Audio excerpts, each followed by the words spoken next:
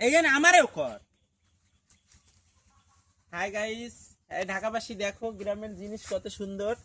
এটা হচ্ছে পুঁই গাছ, আমার মাসি লাগাইছে। আর পুঁই মুসরি দেখাইতেছি, দাঁড়াও। আর আছে মাসি, এগুলো একটু ছেড়ে না, এগুলো একটু ছেড়ে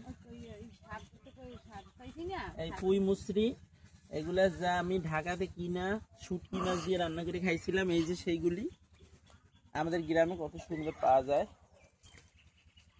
এগুলি হচ্ছে ঢাকা 180 টাকা কেজি, অনেক দাম।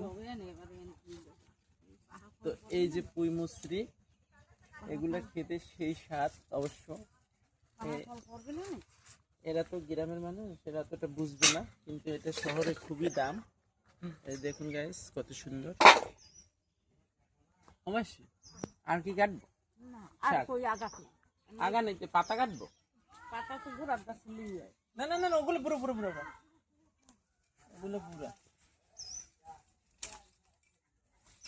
এই দেখুন একটা পাইছি, আপনি তো পাতা ছিলবো না, ওই কাটলেই হবে না। কত বিকালের খাবার না, বেশি তো খাবি না বেশি। এই কাটা দি দিব।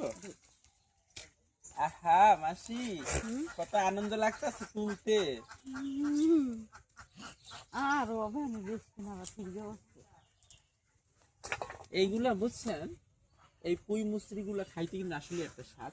আলু কিন্তু একবারে অমাসি, আলু যে না রান্না করবেন বলে কইলেন যে আলু যে দিবেন, আলুটা সিদ্ধ করবেন সুন্দর করে।